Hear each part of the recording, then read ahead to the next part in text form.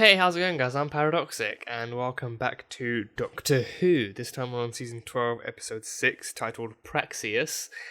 And boy, if calling the last episode a big whopper of an episode would be an understatement, because so much went down in the last episode. They have been building this season up and up and up, and it's just going and it's going and going. But the last episode we had Fugitive of the Jadoon. The Jadoon returned. One of them had some hair.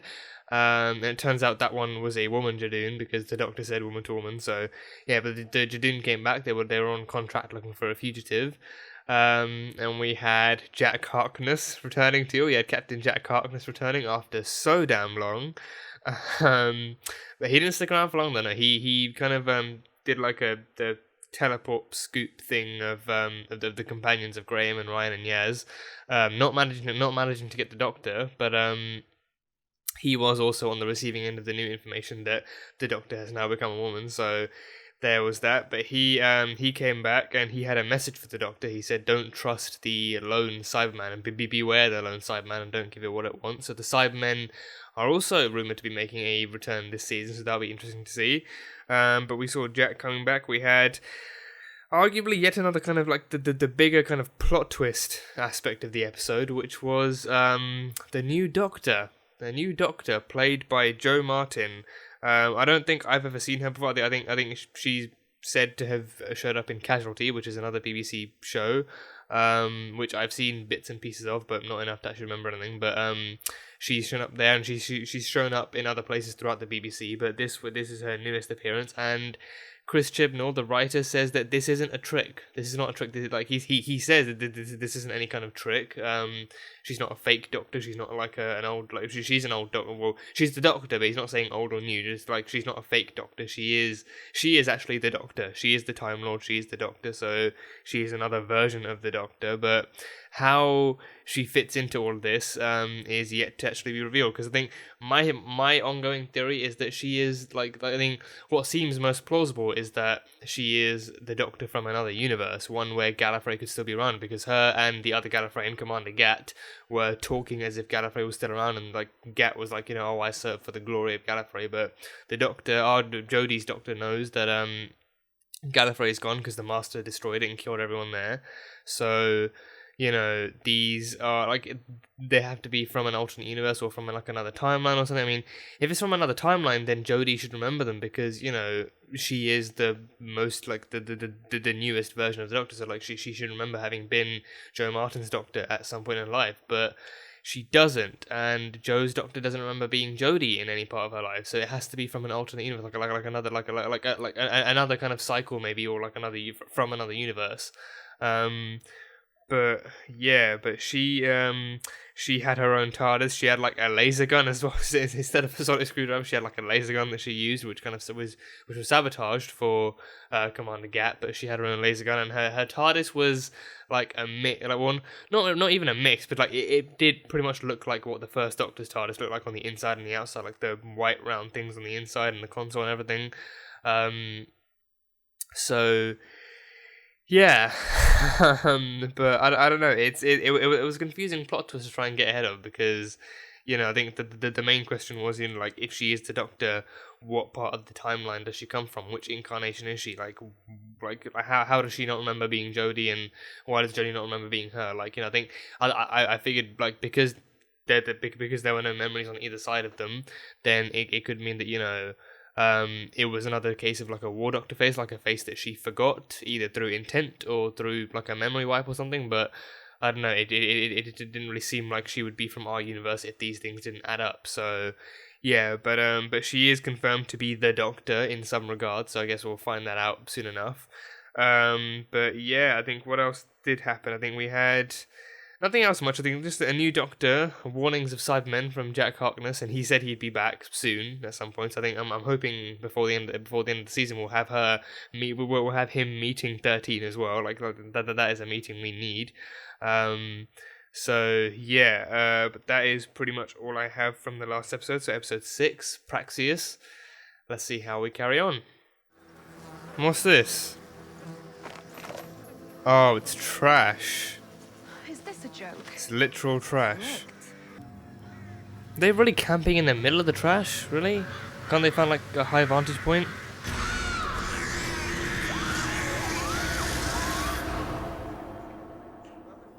Did she get attacked by a crow? It's Adam, isn't it? Adam. It's Adam. Find me. Oh, he's in Hong Kong. We're the people with a nice big set of skeleton keys. Yeah, much better than causing property damage, I think. Actually unlocking the door. Need some help over here! Whoa, the doctor! Oh! A body floating in the ocean. Ooh. You work out? I do a lot of running. He plays basketball. A US submarine went missing in the Indian Ocean. I've been checking the tide patterns for survivors. That's where Adam crashed, isn't it? In the Indian Ocean? Oh, it's growing! Ah, cool!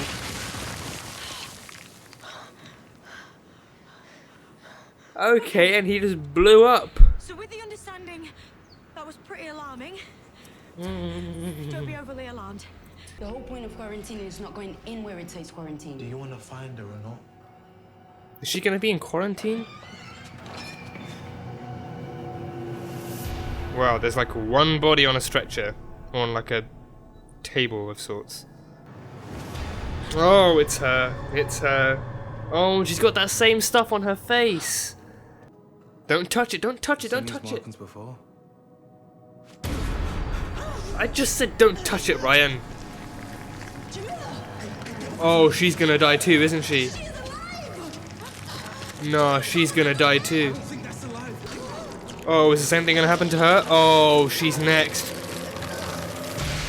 Oh, God. Jamila. I'm so sorry, Gabriella. Oh, fuck, that stuff makes me shiver. Ugh. He'll come. Whoa! Damn, what's this?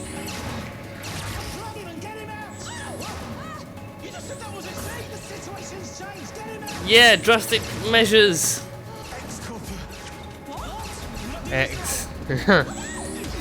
Oh, okay. Oh, he's got them.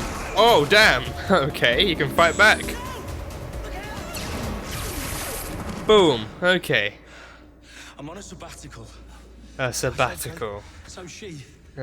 Except I don't go around announcing I'm police. I don't believe anything he says. You two know each other how?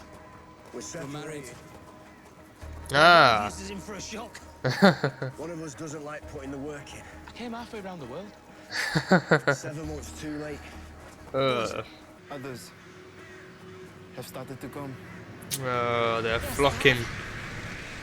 Oh, Jesus. Okay. Good job I got one in my backpack. Picked it up when I was in Peru. That's why you smell a dead bird.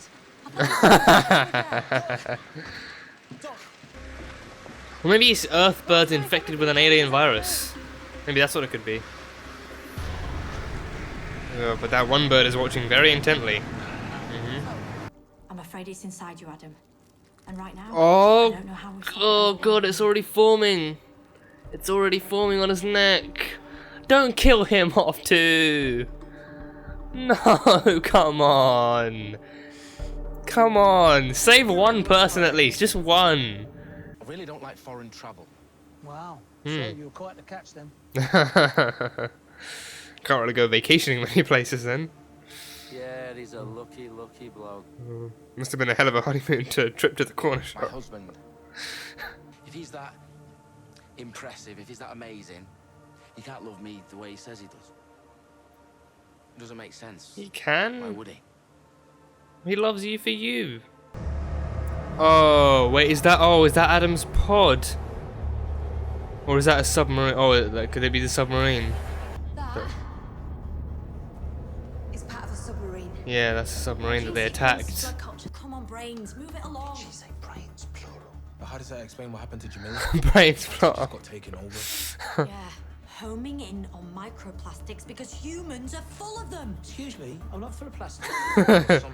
I'm afraid it's in the air, it's in your food, it's in your water. Humans have flooded this planet with plastics that can't be fully broken down. So much so. Oh, that's a very bad sign. You wanna run? You wanna run, dude? You wanna run? You wanna run? Oh, please don't be wearing flip-flops. Oh, that's a bad sign. But the other is in Madagascar, where you are, right now. Doctor, did you hear what I said? Oh, she's with them, isn't she? Shaz. Sit tight. Wait, why would it be sending it to her lab? Have they gone? I doubt it. No, they're not gone. They ain't gone. I told you. I doubted it. I doubted it. And where did that get us? To this. Oh god, how far? Oh, the TARDIS is that far. Oh, great. That's gonna be an easy run. Come on, come on, come on, come on, come on, come on, come on, come on, come on, come on. Everybody in, everybody in. Oh, there we go. There we go. Yes, we're on our way. Oh, jeez. Oh my god. Ugh. Bio reading synced with the TARDIS. I hate seeing that stuff. I hate If the seeing antidote it. works on you. A long way below the Indian Ocean. This is on Earth. Oh, sweet Jesus. Beneath a gyre of plastic pollution. Oh, Christ. Okay. It's a naturally occurring hotspot. There's something else down here. And what about Suki? Is she not human? Come on. 'Cause it's clear that there are people working on this virus, people working to advance it. Thought I discovered an alien planet on my own. One day, one day, you'll be able to. Please let him survive this. Please let him survive. Dodging life. Why were these guys experimenting on Adam?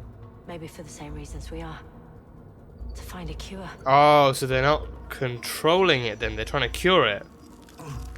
Huh. What does all this stuff mean? So did they not bring the alien virus to Earth? Is that not what happened?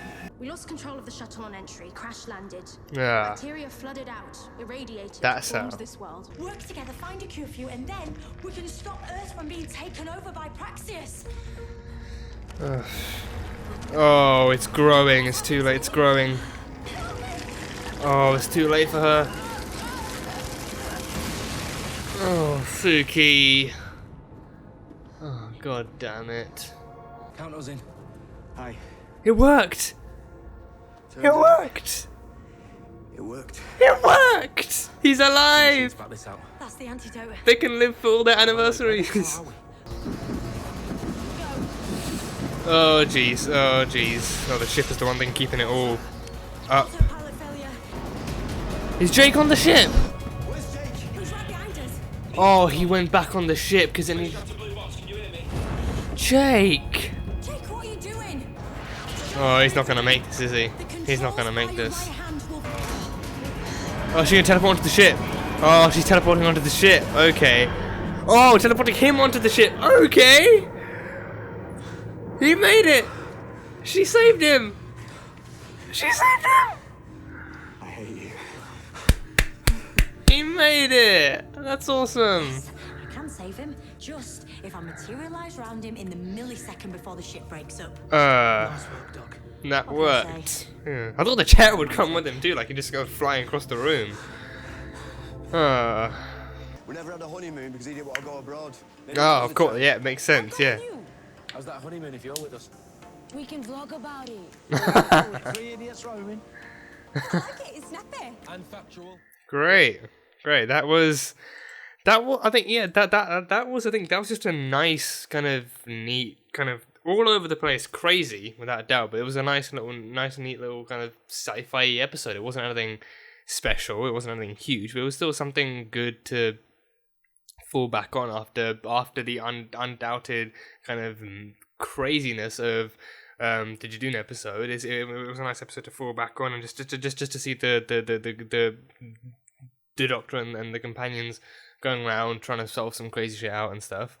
Kind of a similar opening to Nikola Tesla. I sense that, you know, in the sense that, you know, it's the kind of side characters of the episode who actually, you know, who we're introduced to and the ones who experience all the crazy shit first, and then out of nowhere the Doctor and the gang comes out and reveal that they've been investigating stuff all along and they're here to help. So great.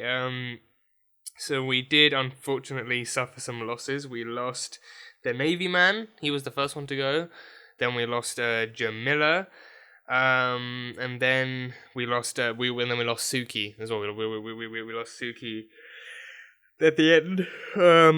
But yeah, we had Adam Lang, who was an astronaut married to policeman Jake. They were a nice couple of characters. And we had Gabriella as well, the second half of the two Roman girls, and a vlogger who lost her girlfriend. I use that term kind of loosely, but I don't know. I'm sorry. Who camps out in the middle of a trash site? Like they came down through like a kind of light woodland area, meaning to see the lake, and then they come across the trash site. But then instead of thinking, okay, we'll find a better, safer, without a doubt, nicer smelling place in the woodland. No. We're gonna camp straight in the middle of the trash site. Like, how is that in any way a smart decision, or even a good decision in general?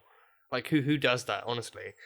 But I don't know. Apparently they resorted to just camping out in the middle of a trash site. But yeah, I think this episode definitely did have. I think I just wrote down the definition of this episode is just crazy shit, just going down.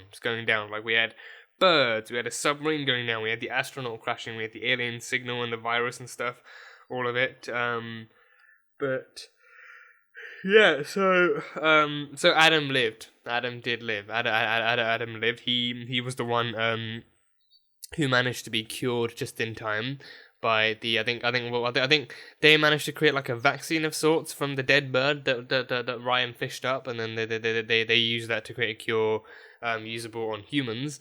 So they managed to cure Adam at the very last minute, and I think they pulled two kind of like death scares on us with that. I think when it showed his lifeline beeping and flashing red, I thought, oh my god, this is it. This is where we're going to lose Adam. Like, a man is going to lose his husband today. It's all going to go down.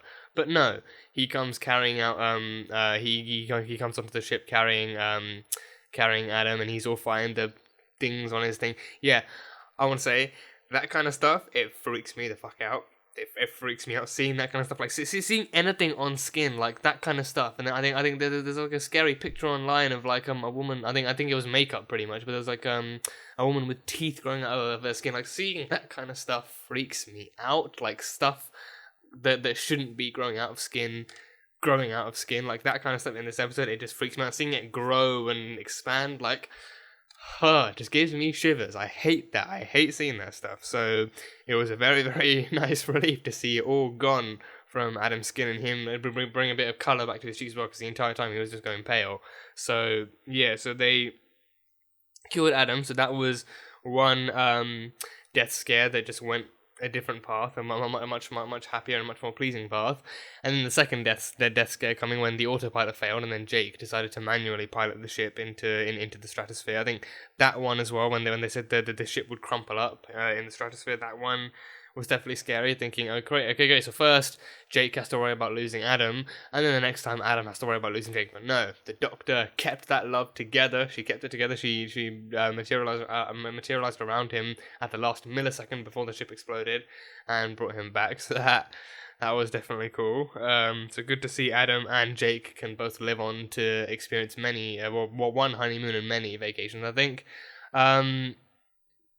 I think that I think it's a nice piece of development from that as well. Like, like for one thing, like Jake just isn't much of like a vacationer, so it's why they never went on the honeymoon. But he never actually visited Adam when he was going on a launch tour, because he doesn't like traveling to very many places. So now, having piloted a spaceship into the Earth's stratosphere and all that stuff, and having been to Madagascar as well, and underneath the Indian Ocean. I think that should have boosted him. That should have showed him that there's a whole lot of weirder stuff that he could experience, but he has the fortune of just having places one plane ticket away or something on Earth. So him and Adam should be very much ready to go on many more vacations now, and for the rest of their married life. So it's good to see.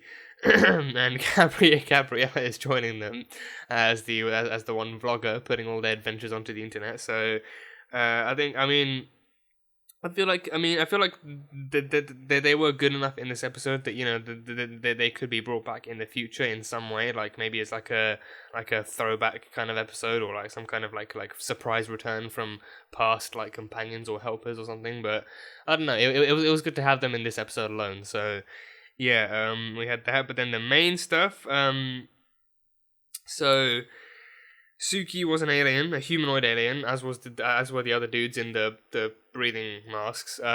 So what happened was that their own planet was actually being destroyed by Praxeus. So they had to they took a crew and they had to go around to other planets to try and find out which one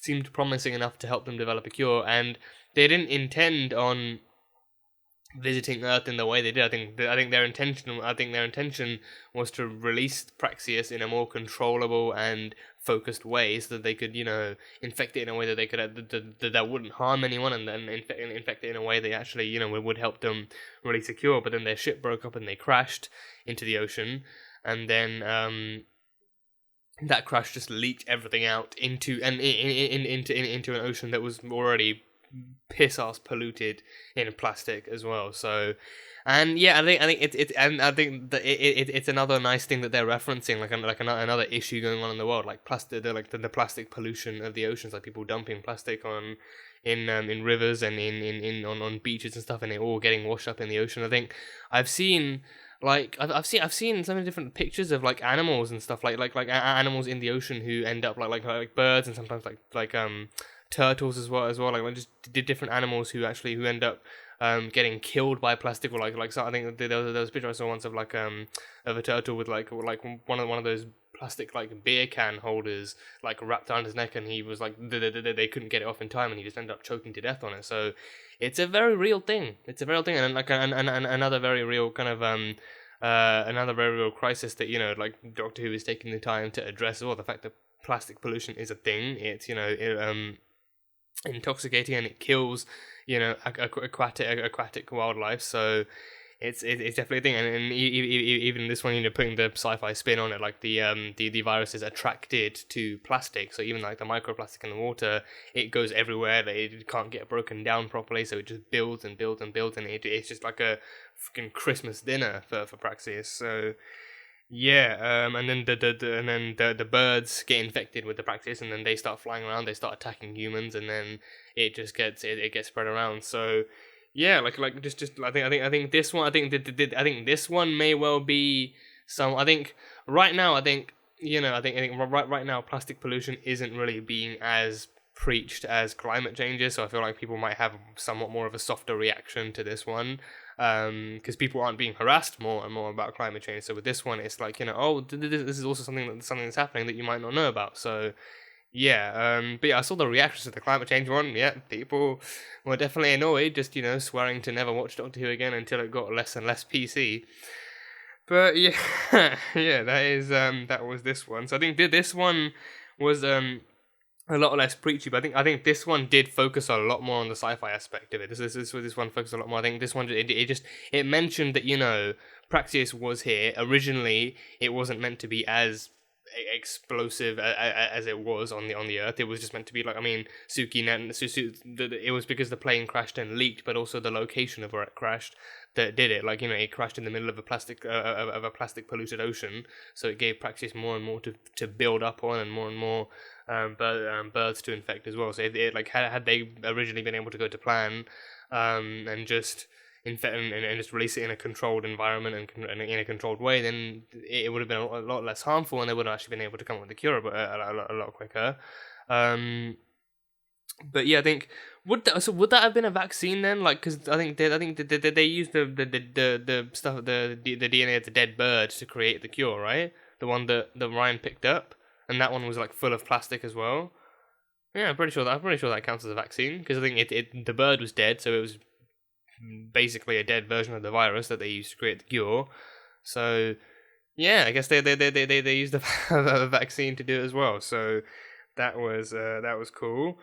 But yeah, I think this was just like, I think this like in like besides from taking a look at like plastic pollution and stuff like that, and also just having the team working together, it was a good episode that just had everyone working together. Like, you know, I think it's kind of it makes you wonder if almost everyone in like a real life situation like this would be as level headed or calm headed or whatever when it comes to this, where people would be freaking the fuck out and stuff. Like, Gabriella lost her girlfriend, Jake and Adam were on the verge of losing each other at different points in time, so, you know, but at the same time they were all doing what needed to be done. And I think Gabriella, in her defense, she had a lot more anger. Like, when Yaz went back to pick up that control panel thingy that she left behind, Gabriella was like, you know, oh, I'll come along, I'm angry and in the mood to hit something, because she just lost someone that she loved. So, you know, I think in that case, I think they kind of throw context out of the window a little bit and just kind of get stuff out of the system. But in general, this was just a great episode to see everyone working together, the Doctor and co coming in, trying to help save the day, and just discovering more and more stuff as a whole, and then, you know, different stuff gets addressed. But yeah, and I think I've noticed. I think. Well, I mean, I can't say I've noticed directly, but I've heard it's a thing that whenever like for a show like this, or like for shows with similar enough running themes to this one, like, you know, when they have stuff like LGBT couples being included and represented, what the writers often do is have them in the episode, but then kill them off at the end. So it's like, you know, like, did they have them in there just for the sake of having them in there, or just for the sake of saying, oh yeah, we have LGBT rep, but then by the end of the episode they kill them off for whatever reason. But this one, they didn't. They scared us a bit. They scared us just a little bit. No one's denying that, but they did allow Adam and Jake to actually live on, and actually gave them the well-deserved opportunity to actually live on the rest of their married lives together and go vacationing everywhere, and have Gabriella tagging along with her video camera. So yeah, it was just a fun episode in that sense. Nothing hugely special, nothing huge to speculate on. I think it's just yeah, I think in terms of the plastic pollution thing, I think they I think again, it's big. I think it's just because it was it's like from the news I see, like, in terms of world crises and crises. I think, yeah, crises. In terms of like in terms of the news I see on world crises, like, plastic pollution is much less reported, or at least much less kind of raved about as than stuff about like climate change and stuff. So I think it's like that's something that not as many people might be aware of, or one might not be as bothered by. But it's still, I think it's definitely an important issue to address, and the episode definitely did a good job of addressing it. Like, you know, again, I think it put much more of a sci-fi spin on this one than actually that people would have noticed as a sci-fi spin. Like, you know, with Orphan 55, I think it's because climate change is such a big thing now that people are focusing more on the fact that, people are treating it more like a PC episode as opposed to a sci-fi episode. But with this one, it's much easier to treat it that way. So yeah, but regardless, both are very important issues that need solving and need sorting out. So I think with this one, they did a great they did a great job with that, and I really enjoyed it. Yeah, the doctor mentioned like her brains or something. Like she was like struggling to process the thoughts and trying to come up with like something to an answer that, you know, came as a product of adding everything up. And she's like, come on brains. And Game of the Graham was like, hold on, brains plural? Like, she has more than one. And I think it reminds you of that time like in one of the later Matt Smith Cyberman episodes, where he was facing like a Cyberman version of himself. He was like, you know, like, you know, I've got 2 hearts. Well, I think he said like he's got like 2 hearts and like 40, like 2 hearts something else and 27 brains or something. And he's like, you know, okay, sure, 1 brain, fine. But I think I don't know. I mean, he could have been lying just about the 1 brain. He could have like more than 1 brain, but or like I don't know. I mean, again, Time Lord biology, it's completely different because it's so much more advanced, and I think you need to be able to understand time travel and space travel and the laws of various levels and fields of science. You have to have a brain big enough and powerful enough to process all of that stuff and to understand advanced technology. So it would make sense that the Doctor would have more than 1 brain to be able to process that, even if it's just like a cluster of brains all fitting into one skull. I don't know. Or maybe that was still a joke. Maybe she kind of thinks like she has more than 1 brain, but physically speaking, she does still have 1 brain. So I don't know. But that was just something else. Well, I do think that I think one thing I will point out is that, you know, I like the way the companions are going in this season. I think it's now that we're having a season more and more focused on the Doctor, more and more focused on, you know, different reveals happening and a story building up to something, that's also definitely a good time to bring in more, to bring the companions into the spotlight a little bit more, to bring them into the world of Doctor Who a little bit more, and to introduce them to different things and different stuff that the Doctor's experienced. So I think with that one, the companions are being brought in more as companions. They're being given jobs to do. They're using their own initiative. They're doing jobs themselves. Like Ryan knowing to pick up the dead bird because it could be useful. It's a dead bird. It's got, you know, some kind of infection, so it could be useful to study later on. So he's bringing that. Yaz taking the risk and using the teleport, and, you know, like, and for the split second, like, to thinking that she actually managed to find an alien planet and discover one for herself, and then being told, no, we're just in a trash pit at the bottom of the Indian Ocean, still on Earth, still on your home planet. And just that drop in her face, being like, you know, I thought I discovered an alien planet for once. Like, you know, she's her ambitions have built up being with the Doctor. She wants to do more. She wants to see more, achieve more.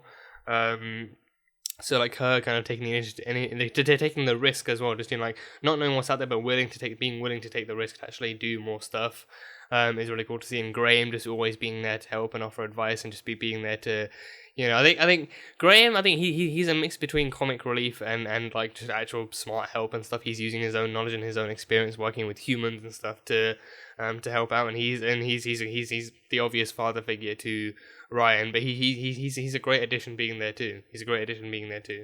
So yeah, it's I feel like in this season, especially the companions are actually evolving, and they're actually being like partnered up with the Doctor a bit more. They're interacting with the Doctor more logically, and it's a great piece of writing to see. But yeah, I really don't know what else to say. I think it was an enjoyable episode. Great kind of great addressing on stuff going on in the real world with a great sci-fi twist on it. A great sci-fi episode in general. Just this is something nice to fall back on after the gravity and the madness of the last episode. So yeah, that is pretty much all I have to say. But yeah, that is literally all I have to say. So yeah, that was Doctor Who season 12 episode 6 titled Praxeus. So thank you guys so much for watching this video. If you guys enjoyed it, then salt and burn that like button. Comment on what you thought of the episode and what you think is coming up next in the season. And yeah, that's it. So I will see you guys next time.